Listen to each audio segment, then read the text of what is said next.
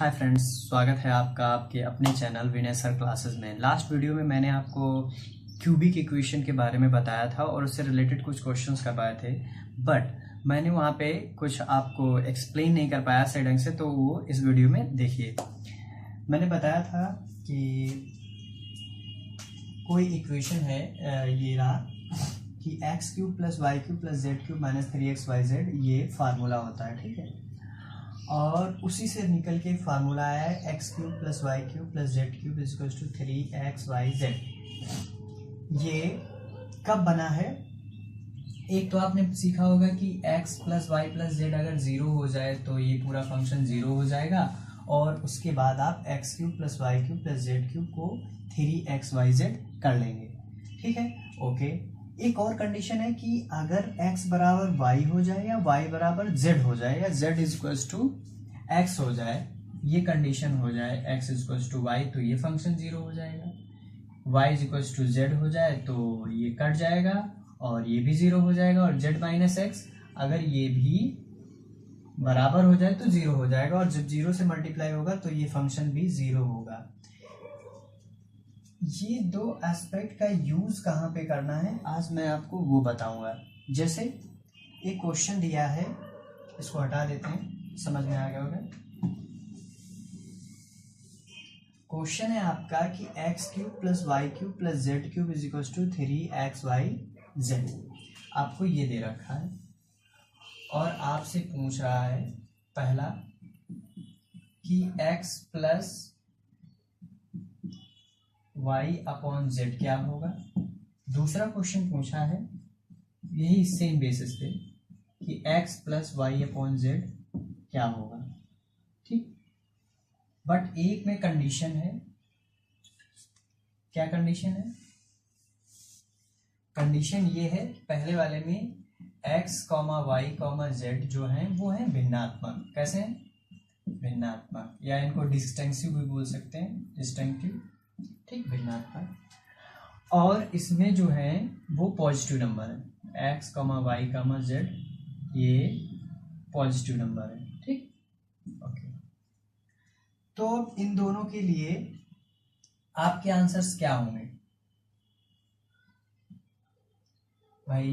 ये दिया हुआ है तो कंडीशन दो आ रही है कि x plus y plus z आपका जीरो होगा, ठीक।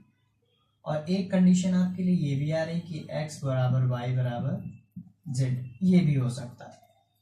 कंडीशन दोनों है, ठीक है। अच्छा, एक बात बताइए, इसमें दिया हुआ है भिन्नात्मक, यानी कि ये नहीं बताया गया कि इनका सम जीरो हो सकता है या ये एक दूसरे के बराबर है, ऐसा तो नहीं हो सकता। लेकिन इस कंडीशन को देख के हमें ये लग रहा है कि अगर ये पॉजिटिव नंबर है तो जाहिर सी बात है किसी भी पॉजिटिव नंबर का सम जीरो नहीं हो सकता। हो सकता क्या? नहीं हो सकता। तो इसमें तो ये कंडीशन लग ही नहीं सकती है। ऑप्शन इसमें भी होगा, ये कंडीशन नहीं लगेगी, कंडीशन ये लगेगी। अगर ये कंडीशन लगेगी तो इसका आंसर क्या हो जाएगा? जब x बराबर वाई बराबर जेड है तो हो जाएगा 2x अपॉन एक्स। आंसर क्या आ गया आपका? 2। बट इस कंडीशन में क्या होगा? ये भिन्नात्मक है तो इनका सम जीरो हो सकता है, लेकिन ये बराबर नहीं हो सकते। तो इनमें लगेगा फॉर्मूला कौन सा? ये वाला। तो आपका आंसर क्या होगा कि x प्लस वाई बराबर जेड, नहीं तो इसका आ जाएगा x plus y is equal to minus z, और आप यहाँ वैल्यू रखेंगे तो क्या हो जाएगा? Minus z upon z, value क्या आ जाएगी? Minus one. क्या हो जाएगी? -1। तो दोनों में अंतर पता चल गया कि कब कहाँ लगाना है। अगर पॉजिटिव वैल्यू की बात की जाती है तो हमेशा ये फॉर्मूला लगाना है कि x plus y plus z, ये नहीं लगाना, sorry, x plus y plus z zero, तो ये हो ही नहीं सकता कि x plus y plus z zero हो जाए, ठीक है। किसी भी पॉजिटिव का सम जीरो नहीं हो सकता। हाँ, भिन्नात्मक है तो उनका सम जीरो हो सकता है, जीरो हो सकता है। और भिन्नात्मक है यानी कि अलग अलग हैं और भिन्नात्मक हैं तो इनका sum x plus y plus z zero हो सकता है। पॉजिटिव नेगेटिव की बात नहीं की तो ये फॉर्मूला लगेगा। ओके, चलिए हम अगला क्वेश्चन देखते हैं। एक क्वेश्चन है,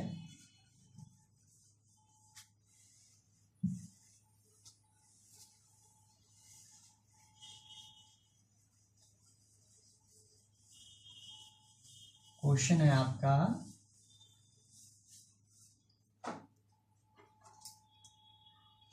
दिया है, if x square upon x y plus y square upon z x plus z square upon x y is equals to 3। Options आपके हैं 27, 1, 0, 2। ठीक है, इसमें मैंने अपने मन से भी कुछ दिया है। ओके, तो आपसे पूछा है x plus y plus z क्या हो, क्यूब क्या हो, x plus y plus z का क्यूब क्या होगा। ओके, तो x plus y plus z का क्यूब क्या हो सकता है। अगर आप वैल्यू एडजस्ट करना जानते हैं तो आप वैल्यू रखेंगे 1 1 1 1 और 1 1 3, सेटिस्फाई हो गया। और आप 1 1 1 3 रखेंगे और आंसर लगा देंगे 27, जो कि गलत है। अब एस्पेक्ट के अनुसार चलते हैं, वो ये कि अगर हम इन तीनों का एलसीएम लें तो क्या हो जाएगा, एक्स वाई जेड, और यहाँ आ जाएगा x cube plus y cube plus z cube, यह आ जाएगा इज इक्वल्स टू 3। यह आपका आ जाएगा, यह आ जाएगा। ओके, और एक और आ जाए, ये आगे बढ़ते हैं, तो x cube plus y cube plus z cube, क्या हम 3xyz नहीं लिख सकते, ये चला गया। तो ध्यान से देखिए, x cube plus y cube plus z cube equals to 3xyz, ये कब होता है, जब आपका x plus y plus z क्या होगा, 0 होगा। तो आपका आंसर क्या होगा, सिंपली 0 एस्पेक्ट के अनुसार।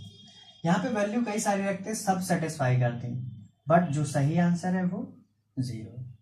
ओके, नेक्स्ट क्वेश्चन देखते हैं।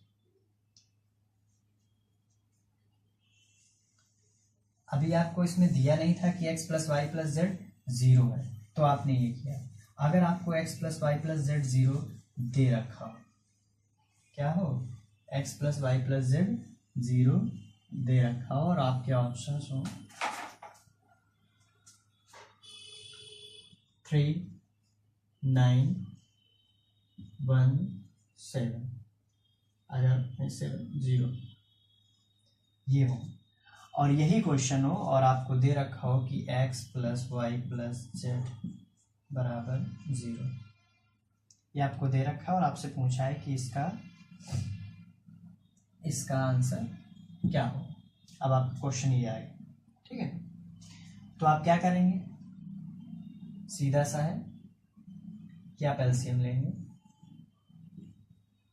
एक्स वाई जेड, ये हो जाएगा x cube plus y cube plus z cube.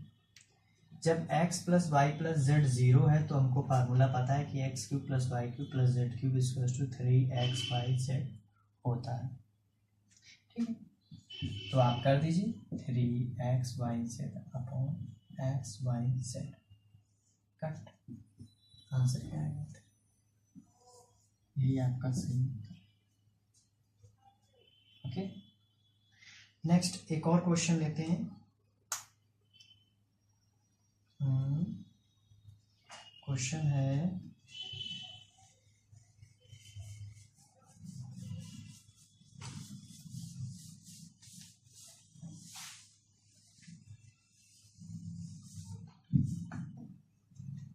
Question दे रखा है आपको कि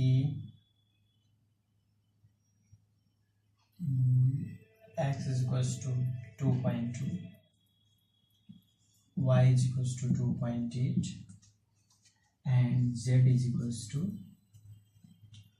-5, और आपसे पूछ रहा है कि ये क्या होगा, x cube plus y cube plus z cube is equals to 3xy, oh sorry 3 नहीं प्लस xy, ये क्या होगा। ठीक, तो ठीक देख लेते हैं। तो हमें देखना है कि जो वेरिएबल्स हैं उनका सम अगर 0 हो रहा है तो उसे हम इस फॉर्म में कन्वर्ट कर सकते हैं। जैसे अगर हम इनको ऐड करेंगे तो x plus y plus z 0 आएगा क्या, बिल्कुल आएगा, 2.2.8 5 माइनस 5 0 आ गया।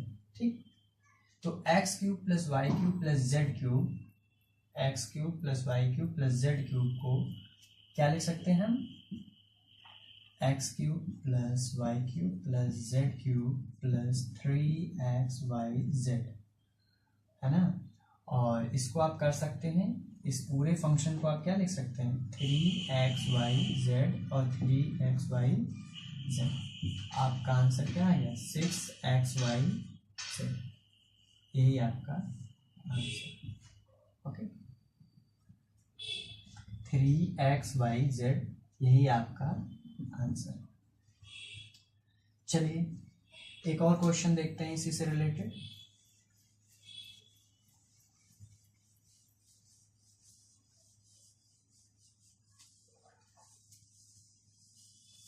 एक क्वेश्चन है, उसको देखना पड़ेगा। क्वेश्चन है आपका a square minus B square का cube plus B square minus C square का cube plus C square minus A square का क्यूब, क्या है, C square minus A square का क्यूब के फैक्टर फाइंड करने हैं, के फैक्टर फाइंड करिए। ऑप्शन दिए हैं आपके a minus B, B minus A, C minus A minus C, C minus A और ए माइनस सी, एक दिया बी माइनस सी और बी प्लस सी, सॉरी बी माइनस सी और बी प्लस सी। चौथा ऑप्शन है आपका बी माइनस सी और ए माइनस सी, इसमें से फैक्टर निकालना आपको, फाइंड करना। चलिए फिर वही चीज किस फॉर्म में लिखा है, a cube b cube c cube, यानी कि x cube y cube z cube, इसका फैक्टर फाइंड करना है। तो हमें सबसे पहले ये देखना है कि जो मान लीजिए कि ये ए है और ये बी है, ओ सॉरी ये एक्स है और ये वाई है और ये जेड है। अगर इनका सम 0 हो जाता है तो 3xyz फॉर्म आ जाएगा। तो चलिए देखते हैं, A square minus B square, B square minus C square, C square minus A square, क्या दिया है, A square minus B square plus B square minus C square plus C square minus A square, 0 है, बिल्कुल। अगर ये 0 है तो इसके फॉर्म को हम ऐसे भी तो लिख सकते हैं, 3x यानी कि ए स्क्वायर माइनस बी स्क्वायर और B square minus C square और सी स्क्वायर माइनस ए स्क्वायर। ठीक, देखिए बी ए माइनस बी, अगर ए माइनस बी ए प्लस बी, गलत, ये ऑप्शंस सही नहीं है। ठीक है, तो फिर इसमें आते हैं सी माइनस ए बी माइनस सी, ये भी सही नहीं है, क्योंकि अगर हम देखें एक ऑप्शन है इसमें बी माइनस सी और बी प्लस सी, एक फार्मूला होता है ए प्लस बी और ए माइनस बी का होला, ए प्लस बी ए माइनस बी का जब मल्टीप्लाई करते हैं तो B square minus C square आता है। ठीक है, ये होता है फार्मूला ए स्क्वायर माइनस बी, बेसिक सा फार्मूला है ए प्लस बी और ए माइनस बी, ठीक है ना। तो इसके अकॉर्डिंग तो हमारा आंसर क्या होना चाहिए, ये, और यही आपका उत्तर है। तो देखा आपने कितनी आसानी से आप आंसर्स फाइंड कर सकते हैं। ओके, सो आई होप दोस्तों कि मेरे बताए हुए तरीके आपको अच्छे लग रहे होंगे और आप उनको यूज़ कर रहे होंगे। मिलते हैं अगले वीडियो के साथ जिसमें हम शायद मैक्सिमा या मिनिमा के बारे में रीड करेंगे। Okay, thank you for keep watching.